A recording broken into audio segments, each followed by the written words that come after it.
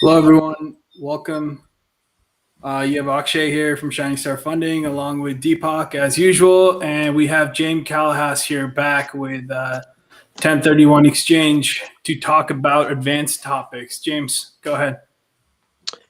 Good afternoon. I like the intro. That was pretty cool, you guys. I was trying to talk and it said I was muted because it was just a nice kind of countdown-ish music thingy, which was nice to see. So, yeah, thanks for having me back. Real happy to be here today and talk in front of the gang and give you guys a little bit more in-depth on something that I think is more popular than ever in terms of the 1031 exchange. We're seeing so much of this, and I want to make sure everybody understands why people do it and why it's so popular right now and where it does and doesn't make sense. Before we do that, I wanted to give you an update on the status of the 1031 exchange. There really hasn't been much change since the last time I spoke. Again, if you were not on that previous presentation, President Biden has recently come out with the proposal that may turn into a bill, not the exact proposal, but there may be a bill formulated from things that were put inside that proposal. And one of the items that was included was the limitation on the 1031 exchange to $500,000. Now, there was no true definition behind that. So is it 500,000 that I can exchange per property, per year, per lifetime?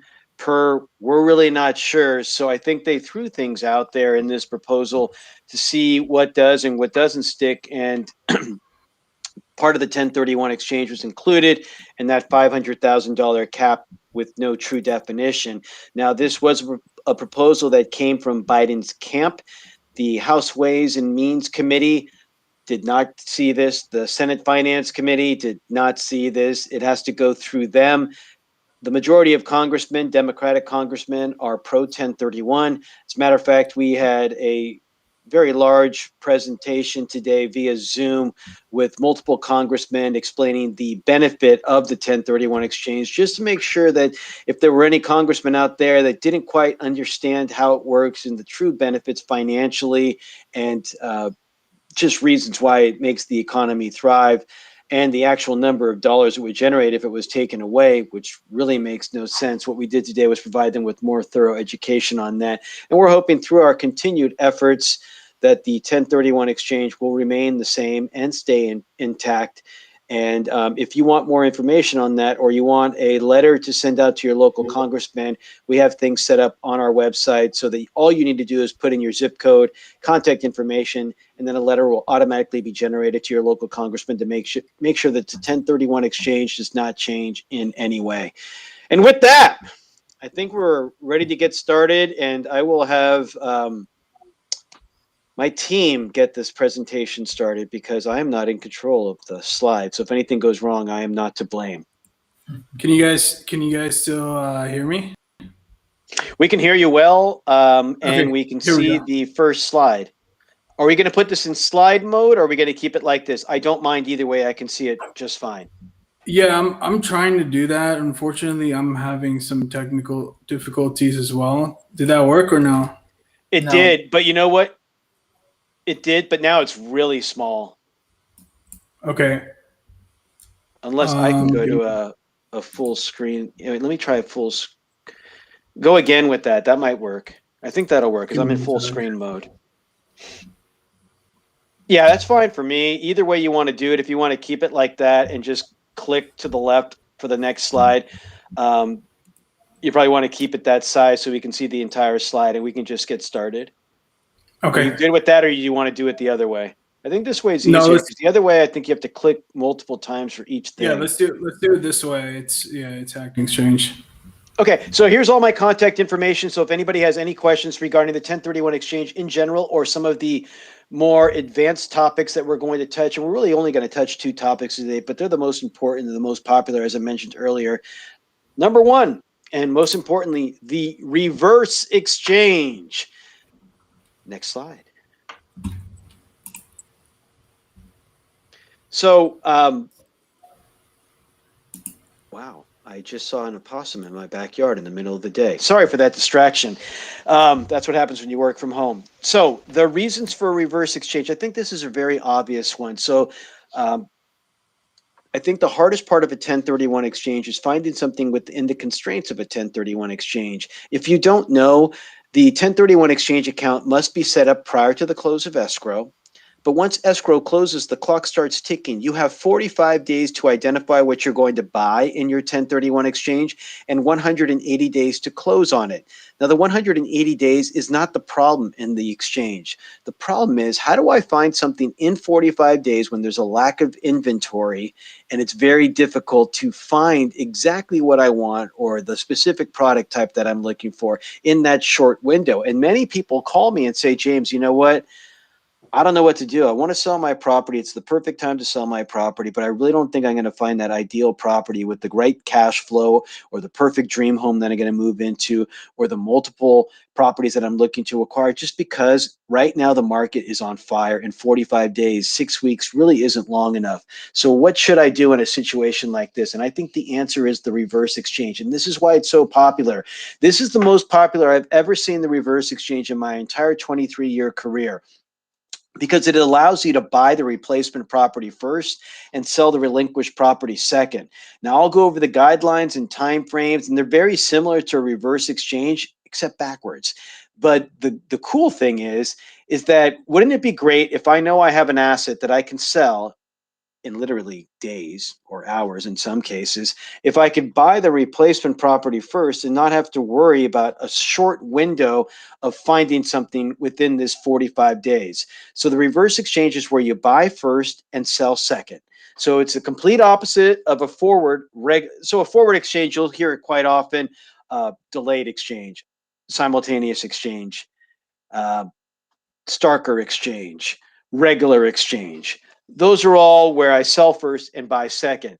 So the reverse exchange is where the exchanger is the client that owns the property and is doing the exchange, wants to purchase the replacement property first and sell the relinquished property later. And right now it's so popular because of the lack of inventory, but in a normal market where it isn't as crazy, the majority of time people do reverse exchanges because they're in contract to both properties at the same time, and perhaps the relinquished property falls out of escrow for whatever reason, or for whatever reason the replacement property has to close in a short time frame, and maybe you have tenants in your property or you can't sell your property in time, whatever the reason is. That's typically why the reverse exchange works in a normal market, because I found the perfect property and I can't sell mine in enough time, or I was in contract for both and my relinquished property fell out of escrow. My only option to keep this exchange alive is to buy the replacement property first. So let's go to the next slide and get started. Okay, James, let me try one more thing. This is going to work. Okay, Here you go. it's going to work. We can go full screen then. This will work. Okay.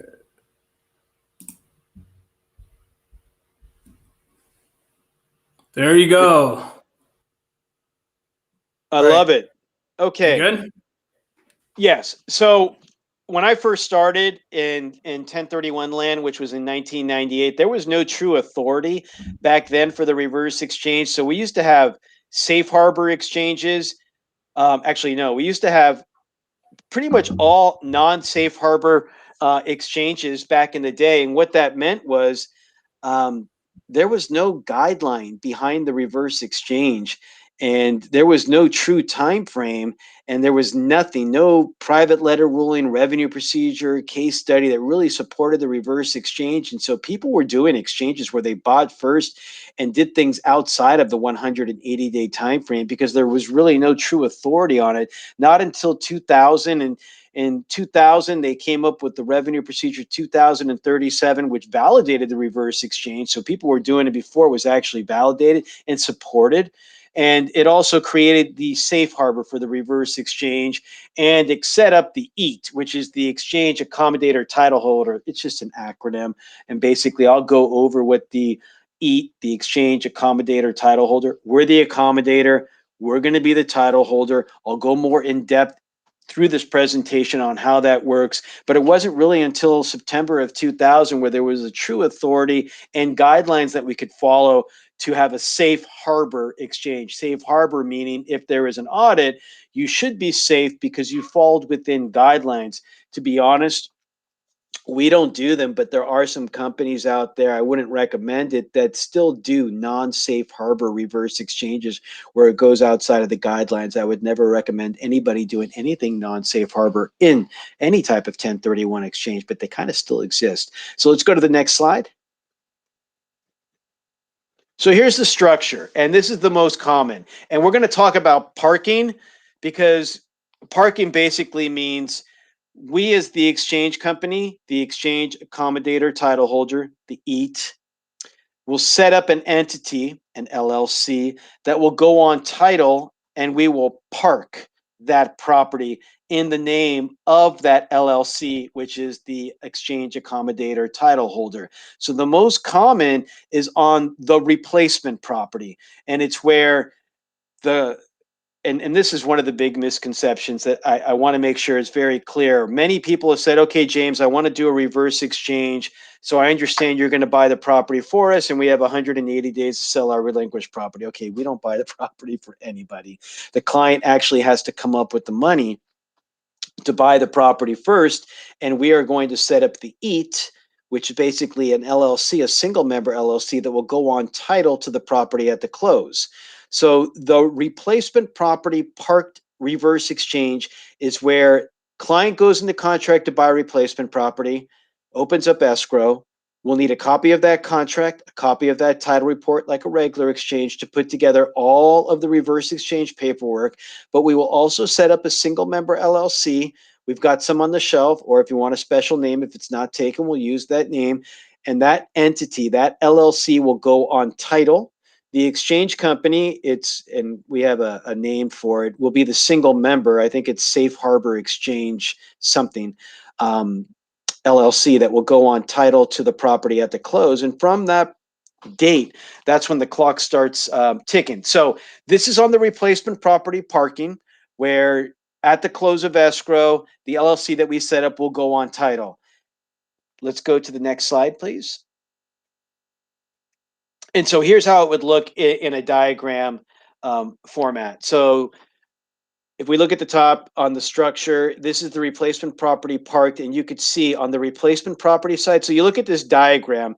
In the center, you have the exchanger. That's the investor. On the left, you have the relinquished property. That's the property that they're looking to sell. There could be multiple properties, or it could be one, but let's just say that's the relinquished property. On the right, that's the replacement property. If you go underneath that, the EAT, basically the LLC, is what is going to go on title to the property. The qualified intermediary is also known as the QI. That is the part in green in the middle, is in the middle of all of this. So the way it will work is the replacement property, the EAT will go on title at the close. Then you will have 180 days to sell the relinquished property. When the relinquished property closes escrow in simultaneous fashion, that money will come over to buy from the EAT. So you're basically paying for the property first so that you don't own both at the same time. The EAT will go on title. You'll have 180 days to sell your relinquished property. And when you sell that relinquished property, kind of in a simultaneous transaction, once that relinquished property closes, you'll get the money back from the sale. And as long as that can occur within 180 days, you've completed the successful reverse exchange.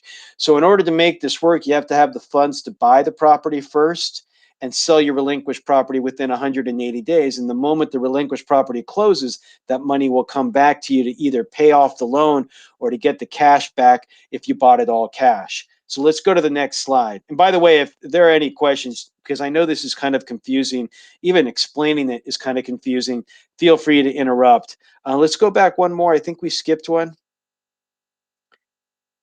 Okay, so the reverse exchange structure, the relinquished property park. So there's two ways for a reverse exchange to work.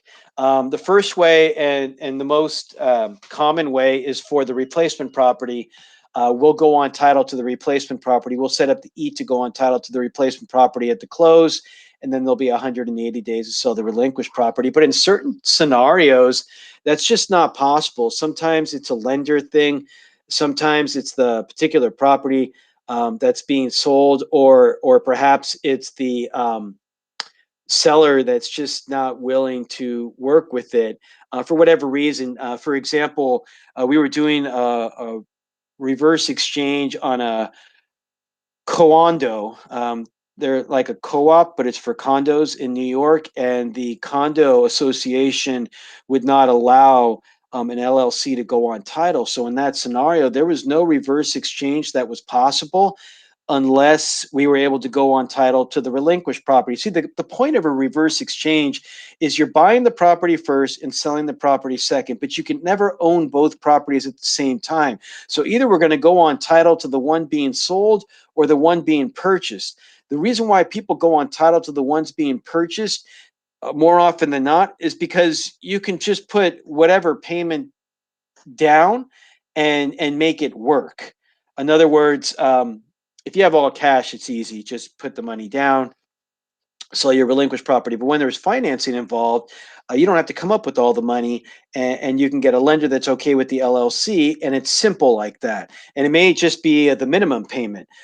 When we take title to the relinquished property, whatever equity is coming out of the property, and again, this is a guess because we don't know what the relinquished property is going to sell for, that equity has to be raised and put down in order to make this happen. And quite often, there's a very high equity amount of equity in the property being sold, and it's difficult for an actual seller to come up with that money in order to make that work. And as a matter of fact, when we go on title to the property being sold, when we set up the LLC and we go on title to that property, they could actually reassess property tax wise.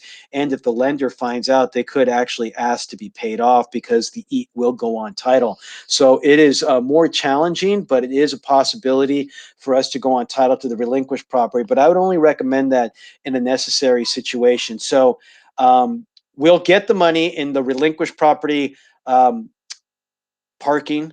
We'll get the money from the exchanger. Again, they have to raise the money for or from a third party lender to actually purchase the property from themselves, kind of, and the EAT will go on title. So they'll have to raise that money and get the difference from a lender. And then we'll just do a simultaneous transaction. Once the property sells, it'll go from the EAT to the buyer directly. But we don't recommend going that route unless necessary on a number of different reasons, and I'll go over that more in depth. So there's two ways, and that was the purpose of these slides. We can either go on title to the replacement property or the relinquished property in a reverse exchange. And the only reason we'll go on title to the relinquished property if going on title to the replacement property does not work, either because of the lender or because of the seller or some other mitigating circumstance. Next slide, please. So this is, again, back to the relinquished parking propped, where the EAT transfers the relinquished property to the buyer and uses the money to repay the loan. Of course, there has to be a transfer of title in order for this to work, and it'll be transferred twice in most scenarios. So again, on the relinquished property, you actually have to come up with the money to buy the property so that the EAT can go on title, and then the eventual buyer will buy it from the EAT. The good news is you were already able to buy the replacement property, but the 45 and 180 day timeframes are still in effect either way. Things need to be done within that time frame. Otherwise, if a lot of people ask me, okay, James, I get it. In a reverse exchange, we buy first and sell second. But what if we can't sell our property within 180 days? How much taxes do I have to pay at that point? And I tell them, you're not paying any taxes. You didn't sell anything, but now you own both properties.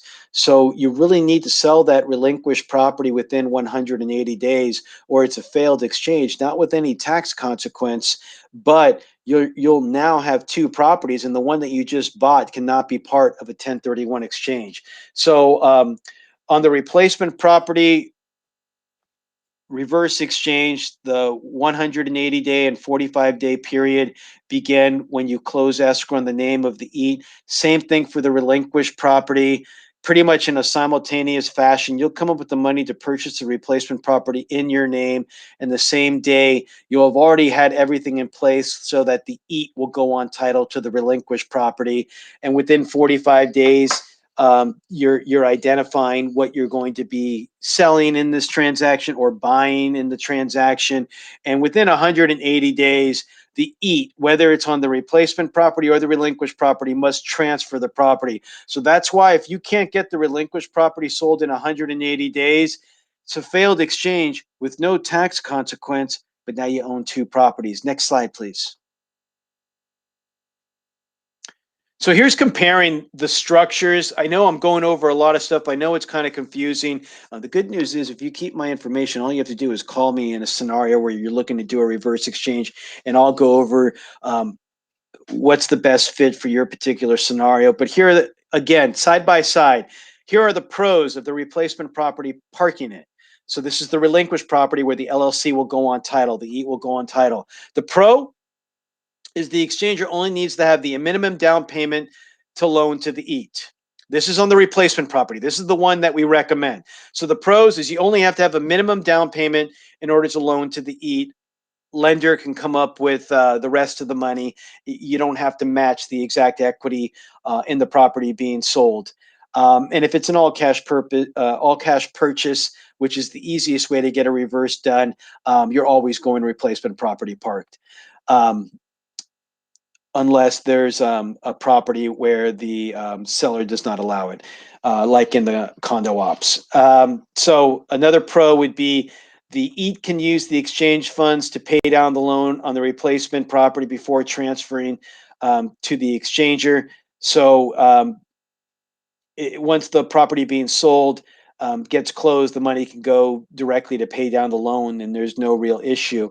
And most people are going to do that. They're just getting the minimum down payment and a larger loan, and more proceeds are coming from the relinquished property when it eventually does close.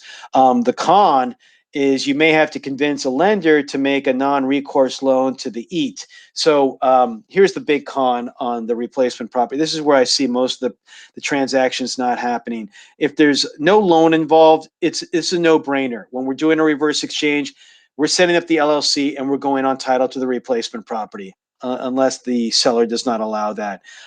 In most scenarios, that won't be an issue. But the problem we have is on residential reverse exchanges. No conventional lender, for the most part, will lend to an LLC. And this is a big issue with reverse exchanges because there's really nothing that can be done. So they have to go private money, and private money, the points that they charge on this are usually around 2 to 4 points. So the fees on that replacement park for residential reverse exchanges is significantly higher. Other than that, the replacement parking structure is the way to go. Now, on the relinquished property structure, the parking pros, you don't have to convince the lender to make a non-recourse loan to the EAT because that's not an issue in this scenario. You're raising the equity and things will flow a little bit more smooth in that regard. And the exchanger will receive legal title to the replacement property from day one. Don't have to worry about the LLC going on title to that. And that is a problem when there's a residential lender involved. But here are the cons, and here's why I really don't like the relinquished property reverse exchange. The exchanger needs to come up with the entire equity in the relinquished property. Well, we don't even know what the entire equity is, to be honest, because it hasn't sold yet. So we're guessing on that. That might be off, and the difference could be taxable. So you have to determine the value of the relinquished property up front. And in a market like today, with the multiple offers, you're really guessing, and it could be off by a lot. You also risk triggering the due on sale clause when the relinquished property goes into the name of the EAT, and then the lender may want to be paid off at that point, and that'd be like, a problem. So I think that might be an issue from the lender. And then, of course, and it's not mentioned here, but the reassessment and the property taxes. If you bought the property originally for nothing, now it's worth millions, you could get a little bill that you wouldn't like as well. Let's go to the next slide, please. So I wanted to jump into something else as well, and we're going to touch back on the reverse exchange really quickly, in summary, the reverse exchange is extremely popular right now because of the lack of inventory. If you found a property that you'd like to purchase, or you're worried that you won't be able to find something within 45 days, please contact me to discuss your options on the reverse exchange. If it is residential property and you're looking to get a loan, Deepak, maybe you can may address that with them directly, but most conventional lenders do not lend to the LLC, so it may have to go private at first and then go traditional afterwards. But unfortunately, if it is not an all cash purchase, please have the conversation with me sooner than later. By the way, reverse exchanges take longer to set up than a regular exchange. If there is a lender involved, we'd like to see at least 10 business days to get the reverse exchange set up. If it's an all cash purchase, still 5 to 7, just because it's that busy right now with the request. But the moral of the story is they're in very high demand because of the lack of inventory and the serious time pressure on a 45-day identification period. Please contact me in advance to go over if this is the best option for you or for your client. Next slide. Oh, we didn't go through this one. Hold on the next slide. The reverse improvement exchange. I'm also finding that there's two things that people are asking for a lot now. The reverse exchange, and we went over that. The improvement exchange, where I can do improvements on the property that I acquire using exchange proceeds and make it part of my exchange. Or how about if I'm looking to buy that property, but it doesn't quite hit my number. My target's $1 million to pay no tax. The property's $800,000, but it needs about $200,000 of work. Can I get this done in the reverse improvement exchange or a regular improvement exchange? And the answer is yes. And the way that this would work is we would go on title in the name of the LLC. By the way, improvements don't qualify in a 1031 exchange. Only real property does. But the cool thing about the improvement exchange is that let's just go for everything. Let's make it a reverse improvement exchange. So we found the property that we want. It's not going to be on the market for long. So we want to solidify that prior to selling our property. So we're going to do the reverse exchange. But it's also a fixer, but it's the perfect location. In a reverse improvement exchange, we can set it up like a regular exchange, a regular reverse exchange, and have everything in place. LLC is going to go on title while the exchange company is on title. We could also get the improvements done. So if we have the cash or can get some sort of construction loan to make things done within the timeframes, we can actually add to our reverse exchange, not only buying the property, but also buying the improvements, as long as the improvements are completed. And as long as the improvements are identified within the 45-day period from the close of the replacement property, and also completed within the 180-day time frame, where we not only have to complete the improvements, but also sell our relinquished property. So here's the challenge. How do we get the improvements done within 180 days? We have to have everything lined up and move quickly is the answer. And sometimes that can happen. Sometimes that can't happen. Next slide, please. So I kind of went over the structure already. Same steps as a replacement property, parked reverse exchange. We set up the EAT. That LLC goes on title. Within 45 days of the close, you have to identify the improvements, and those improvements have to be completed within 180 days. Also, the relinquished property, because it's a reverse exchange, has to be closed within that 180 days. But basically, there's a couple of ways it can work. You can front the money for the improvements if your property can't sell in enough time. But if your property does sell in enough time, then some of the proceeds can be used for the improvements as well.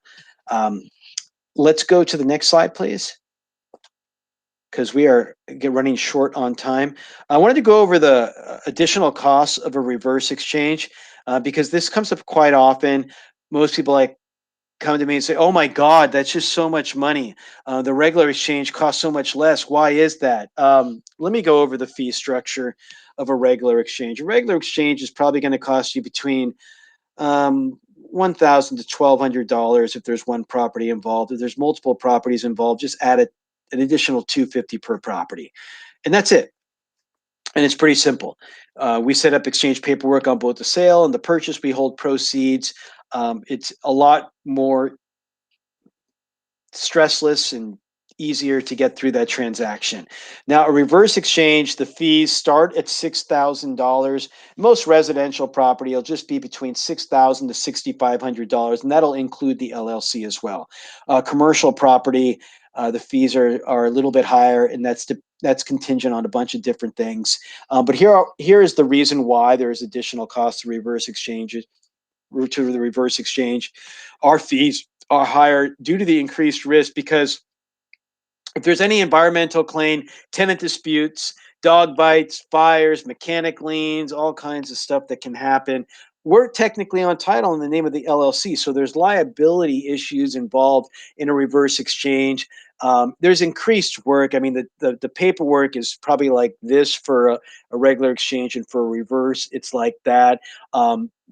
Even working with escrow and the team there, because there's going to be a transfer of when we go on title in the LLC, and then when the client takes it over in their name, and there's going to be two transfers. And even though it's in a binder, there'll just be significantly more paperwork, and transfer tax may apply twice if you don't take over the LLC. There's insurance, there's additional loan charges.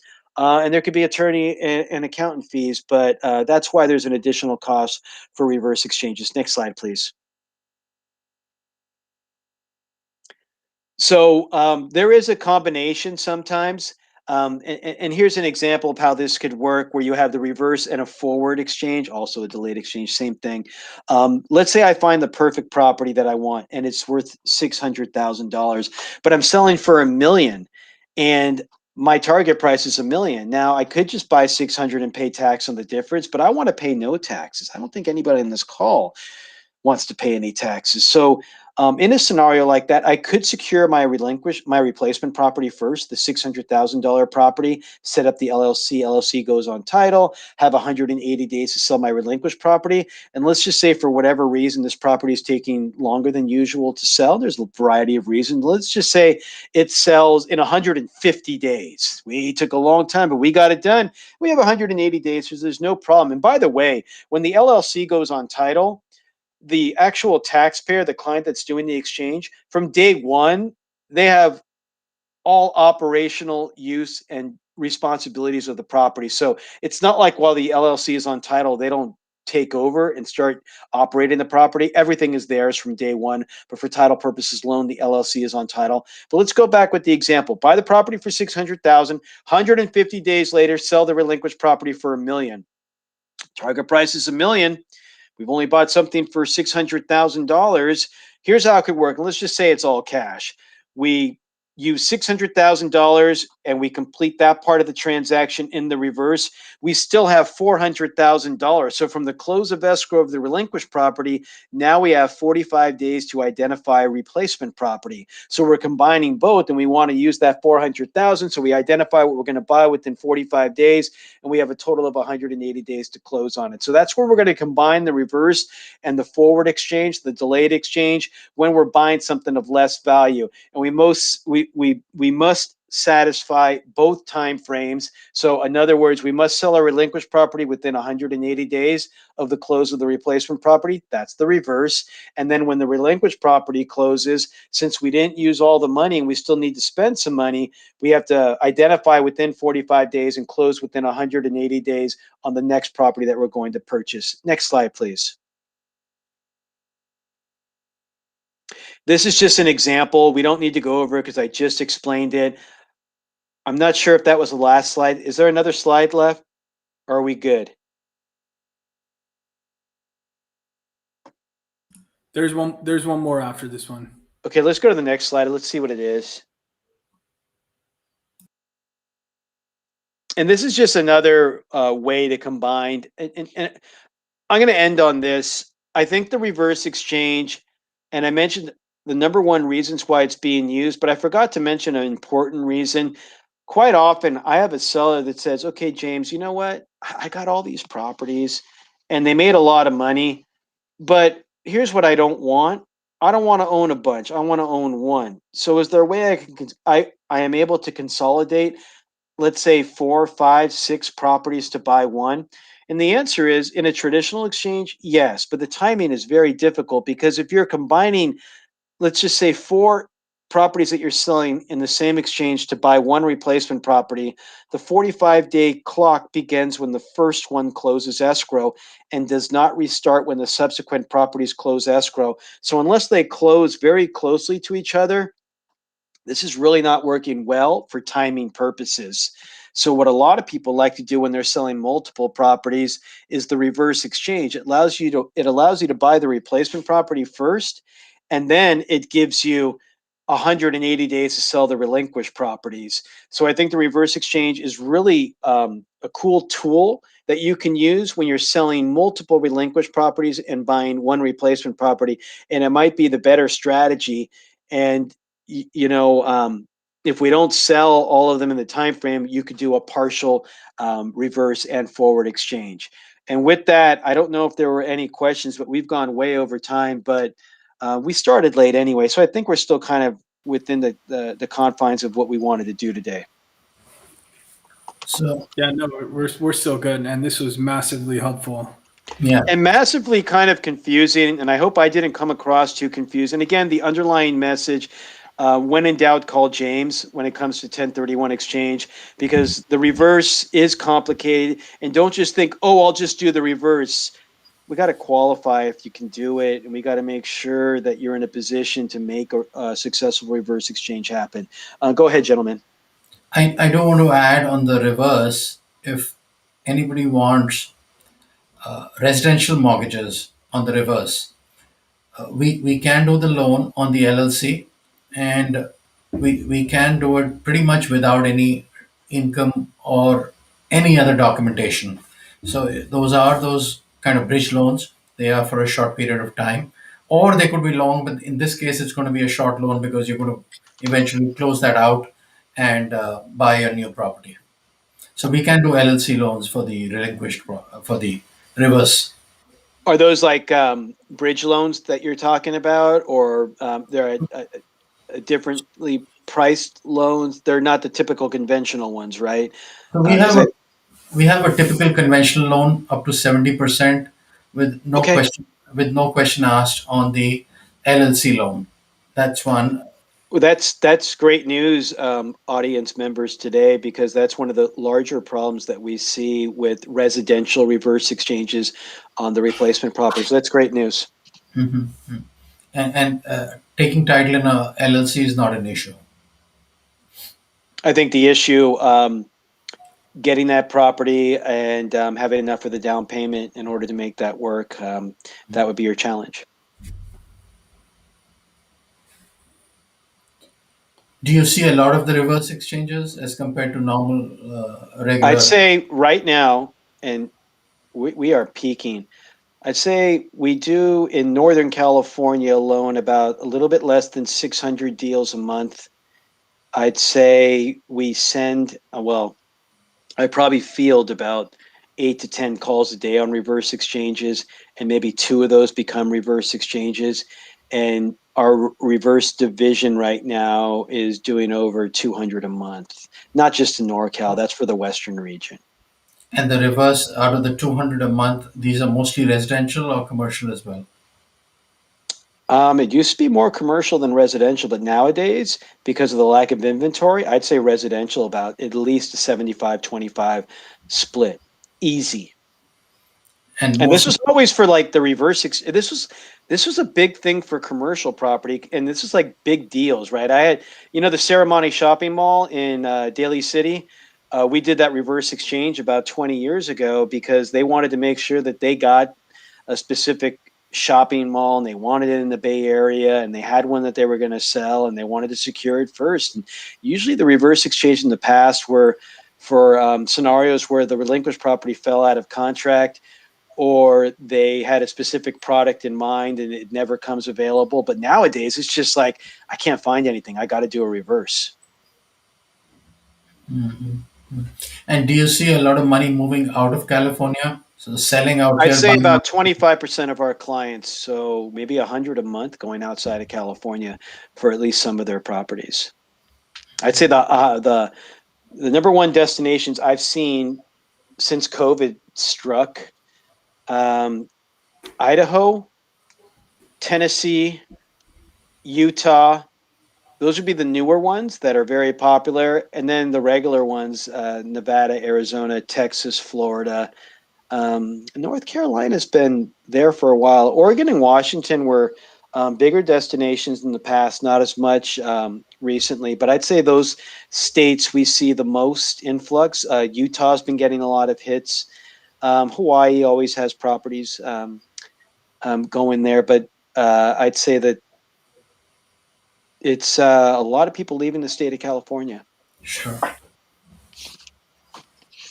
And a lot of the time, it's somebody doing an exchange to buy their primary residence somewhere else that they're going to rent out first and eventually move into and leave California altogether. And they're unloading their investment properties and their primary residence eventually and just leave the state of California. And then I think, God, where's everybody going? But there's always somebody buying and staying here. So it's just 2021, I guess. True. Okay, so this is like the end of the month, going into June. I can't believe we're almost halfway through the year. It's flown by, and I think we're going to open up everywhere pretty soon as well, which is exciting news.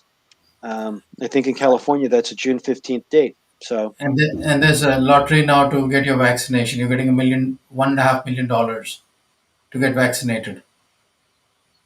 really, Yeah, the state of California is offering $1.5 million as the top prize. what does that mean? What do you mean by that? It's a draw, a luck of draw. Those I who are think getting they like vac- started it. They started like a pool for people, and then it's Oh, so randomly. you random, really? So can I go back and get another vaccination shot to do Yeah, this, to be that's what I part of was that? saying.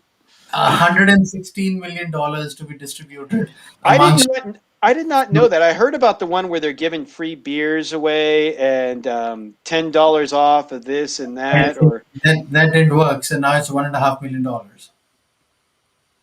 Top price. I still know a bunch of people that won't do it. I respect that, but I think the sooner that more people are vaccinated and our numbers are good, the lower our numbers will become, and we can get back to a normal society.